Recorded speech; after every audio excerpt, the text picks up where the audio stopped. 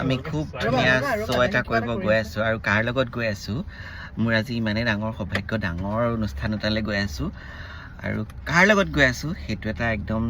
ছাৰপ্ৰাইজকৈ মই দেখুৱাই দিছোঁ এইয়া নমস্কাৰ সকলোকে অভিজিত মোৰ খুব প্ৰিয় আৰু সদায় বহু বছৰ এছ'চিয়েশ্যন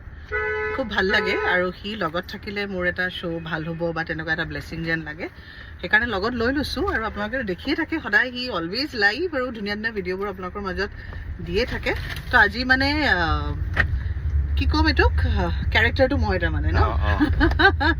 আৰু আমি ক'ত গৈ আছোঁ সেইটো